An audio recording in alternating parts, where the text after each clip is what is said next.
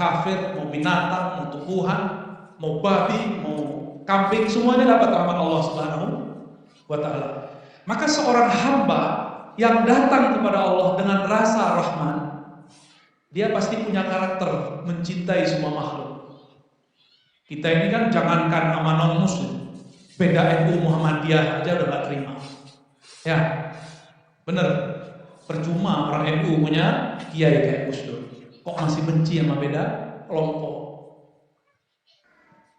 Kalau wilayah keluar dari lor itu apa namanya, Karangpalang itu kalau ini masjid Muhammadiyah, masjid NU, kayaknya udah beda agama. Biasa aja lah.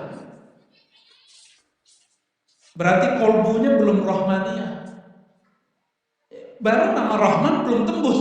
Gimana mau dapat ilmu laduni? Mau wiridan 1000 tahun gak akan tembus. Orang wiridan itu pengen sakti, pengen kasaf, tapi satu nama belum tembus. Gimana mau tembus nama yang lain? Ya, maka kunci menjadi Abdur Rahman, membuang semua kebencian kepada siapapun makhluk, menyayangi orang taat, begitu juga sayang kepada orang yang terjebak maksiat. Orang taat bisa maksiat dalam taatnya dan maksiatnya tidak terlihat. Maksiat orang taat yang Romo Kiai Huda sangat khawatir sekali. Kalau nggak orang torikot nggak bisa begitu. Khawatir apa? Khawatir lihat. Cuma orang torikot yang khawatir lihat. Karena memang diajarkan zikir jahar, zikir sir, zikir khafi. Kenapa orang masih kena riya? Karena di kolbunya masih sepi, belum ada nama Allah. Nah, kembali kepada Ar-Rahman. Jadi kalau mau masuk ke dalam kolbu, dari 99 nama itu, bacalah satu hayati.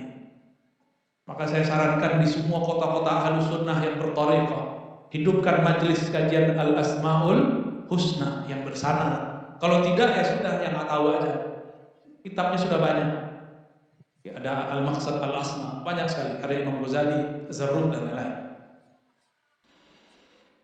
Baru Allah mengatakan qad aflaha man zakkaha wa qad khaba man dassaha. Sungguh telah tercatat dalam Lauh Mahfuz Allah. Apa yang tercatat? Aflaha, sungguh beruntung, sungguh bahagia. Orang sukses bahagia enggak? Suksesnya santri nilainya tidak jelek, nggak mesti juara. Ya. Suksesnya guru, muridnya bersuluk, berakhlak. Jadi bukan hanya nilai yang bagus. Maka saya menyarankan kalau benar ini ma'had, ini lembaga bergerak dengan hati, jangan cuma nge-push santri untuk dapat nilai bagus. Ya. Karena beda orang, beda kemampuan. Maka di pesantren kami di Darussunnah, mohon maaf bukan membandingkan, tidak ada lagi namanya juara 1, juara 2, juara 3, semuanya juara. Ada yang juara hafalan, ada yang juara basul masail, ada yang di usul fikih, ada yang ini, semuanya dikaji. Nanti ada nilainya. Dan ini lebih baik untuk psikologi santri. Ini kalau boleh saran, ini bangunan sudah sangat modern. Maka pemikirannya harus lebih maju dari bangunannya. Semoga nanti tambah maju lagi ya. Fa'alhamah, dapat ilham nanti insyaallah. Sekolah itu untuk apa? Sekolah itu qad aflaha man zakkaha. Sekolah itu adalah cara zakah. Zakah bahasa Arab zakka yuzakki tazkiyah. Apa artinya? Pertama, tathhir, mensucikan. Itu ada satu arti. Dibersihkan dulu kejahilannya, malasnya. Ibu-ibu kuat nggak didik anak di rumah? Satu aja, melarang mereka megang smartphone main game, bisa nggak? Bisa? Yakin? Nggak yakin saya. Melarang anak nonton, bisa nggak? Nggak bisa.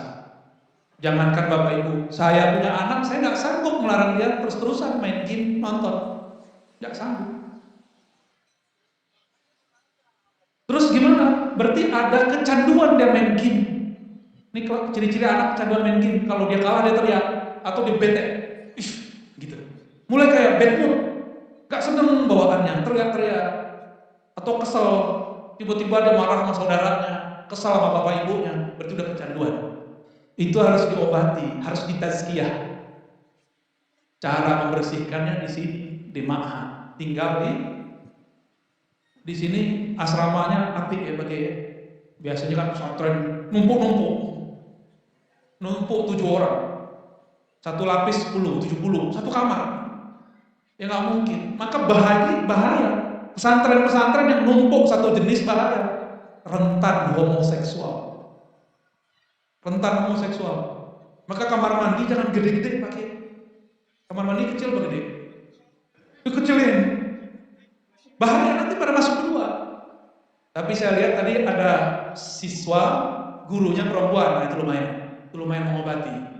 Wow, perempuan wedok cantik begini ya. Minimal dia ada interaksi. Ada orang dia nggak homoseksual, tapi kecanduan bokep. Jadi dia nggak bisa, udah kawin dia nggak bisa ngapa-ngapain, karena harus nonton. Udah kecanduan di sini. Itu harus ditazkiyah. Dan nggak bisa langsung. Kecanduan nonton porno lebih berbahaya dari narkoba. Orang kalau narkoba maka dikurangi, dicari kecanduan lain, dosisnya dikurang-kurangi. Kalau ada orang kecanduan porno, ini gawat. Itu harus diterapi. Harus ada film lain yang tidak porno tapi tetap nonton. Maka anak-anak ini mohon maaf harus juga ada waktu nontonnya. Kalau nggak diam-diam nanti dia curi-curi nonton yang bening-bening kan gawat. Ya. Ini harus ditazkiyah, harus dibersihkan. Jadi kita nggak boleh benci, jangan dikeluarin. Ada ketahuan nih santri nonton porno, jangan dikeluarin, harus dididik. Karena bisa jadi gurunya juga kecanduan. Ya. Setelah dibersihkan, tazkiyah itu makna keduanya adalah tanmiyah. Jadi tadi tathhir, yang kedua maknanya an-nama. Jadi az-zakah artinya an-nama, maka tanmiyah. Apa arti tanmiyah? Ditumbuhkan. Oleh karena itu setelah santri itu dibersihkan habitnya, dibangunkan jam 3, disuruh mandi jam sekian, mandi nggak boleh, kalau dibuat peraturan mandi di kamar mandi cukup sekian menit, gitu, biar ada kedisiplinan. Setelah itu ditumbuhkan. Nah, cara menumbuhkan yang paling benar bukan latihan fisik. Kita nggak mau buat anak kita jadi robot. Caranya dengan kesadaran rohani. Maka di akhir zaman, ini kan di akhir zaman Bapak Ibu. Dulu kiai-kiai kita kalau mau ngaji kitab Ujurumiyah pindah tempat. Mau ngaji ilmu alam ke pesantren A, ntar mau ngaji fikih ke pesantren B. Seperti dulu Imam Syafi'i sudah belajar di Mekah, pindah ke Madinah, pindah ke Baghdad, pindah ke Yaman. Sekarang guru-gurunya sudah ada di satu pesantren. Sudah mudah. Orang-orang di luar pesantren hari ini mengatakan, nggak perlu nyantri, saya bisa download. Sekarang di luar sudah begitu, kok masih ada guru kolot? Ya, gimana guru kolot? Mendahulukan latihan fisik daripada latihan rohani. Rohani dulu yang dilatih. Rohani itu latihannya ilmu. Jadi dibikin sadar ini murid. Bukan dihukum, itu thariqah lama. Di sini nggak ada yang dipukul ya, nggak ada. Kalau kita kan dulu biasa dipukul, ya, gampar sama guru itu biasa. Sekarang orang tua kalau ada anaknya disakiti lapor ke polisi. Benar Ibu? Itu orang tua ambil aja anaknya bawa pulang. Ya. Ngapain gurunya kok dilaporin? Itu nggak benar. Di Bogor, di Jakarta ada guru masuk penjara. Cuma karena gurunya melihat muridnya ini nggak benar, dia sedang tazkiyah, tathhir, membersihkan ini anak, dipukul.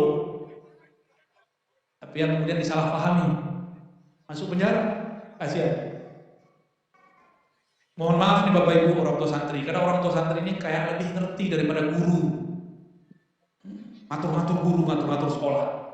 Mohon maaf ya, saya juga guru jadi saya ngerti. Untung saya nggak kepala sekolah, nggak kepala madrasah. Saya ngomong ke teman saya kepala madrasah, kepala ma'had. Ya, kalau aku di posisi kamu, aku pulangkan anaknya itu. Itu ada orang tua cerewet aja. Nah, saya berharap yang hadir ini bukan yang cerewet. Seharusnya sekolah tuh begini, seharusnya sekolah tuh begini.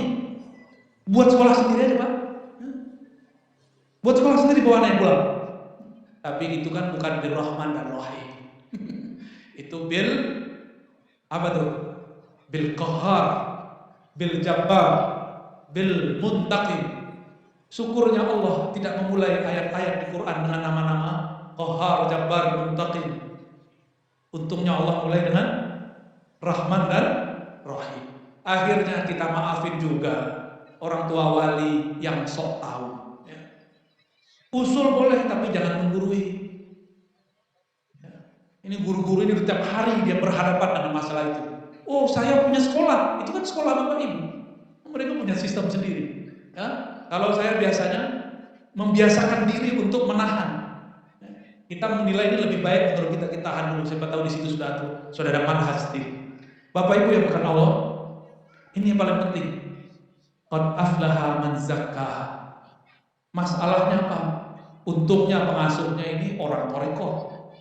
Kata guru saya, Asy-Syaikhu ruhul ma'had. Syekh itu ruhnya ma'had. Kalau syekhnya, kiainya banyak wirid, warid turun. Itu Torikot lama. Kalau Torikot baru, kena warid turunlah kita bisa berwirid. Jadi kita bisa wirid, bisa wiridan. Karena ada anugerah dari Allah. Dalilnya apa? Sering doa ini nggak Bapak Ibu? Allahumma a'inni ala zikrika. Coba diterjemahkan. Allahumma, ya Allah, a'inni, bantulah aku ala zikrika, untuk berzikir mengingat Engkau. Coba lafaz zikir apa? Subhanallah, alhamdulillah, Allah Akbar, semua itu. Setiap kali lisan ini sanggup membaca la ilaha illallah, subhanallah, berarti Allah sedang membantu. Bantuan itu yang disebut warid. Bantuan itu disebut warid. Apa arti warid? Sesuatu yang datang dari Allah. Nah, maka kita nggak boleh GR. Kalau saya nggak zikir nih, pesantren nih pasti kesurupan. Jangan sombong. Habis itu ente kesurupan. Kalau saya nggak sholawat nih, pesantren ini panas. Jangan begitu. Ya. Dalam Sahih Bukhari, para sahabat berkalam, laula anta ya Rabb ma tadaina, wala sallaina, wala zakkaina. Ya Allah, kalau bukan karena Engkau yang membantu kami tidak akan dapat hidayah, tidak mampu sholat, tidak mampu puasa, tidak mampu zakat, tidak mampu zikir. Jadi kita bisa zikir karena Allah yang gerakkan. Itulah makna fazkuruni azkurkum. Sebut aku sebut engkau. Saya sering nanya, bulan mana yang nyebut? Kita apa Allah? Sebutlah aku sebut engkau. Duluan siapa yang nyebut? Allah ngomong, hai hambaku, sebut aku, fazkuruni azkurkum. Pasti aku sebut nama. Siapa yang dulu menyebut? Ya, kita apa Allah? Kalau kita pantas makomnya nggak naik-naik, ya namanya makomul muridin, makommu murid. Walaupun sudah jadi bapak ibu, tapi makom masih murid. Karena GR kita yang berzikir. Saya mau tanya lagi bapak ibu, adakah di tubuh kita, di alam semesta ini sesuatu yang bergerak tanpa izin Allah? Ada nggak? Ada nggak? Berarti kita kalau zikir itu digerakkan Allah, bukan?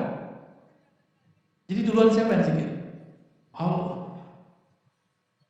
Jadi kalau kita berzikir, baca Yasin, baca apa, itu Allah lagi nyebut nama kita. Bukan kita yang nyebut nama Allah.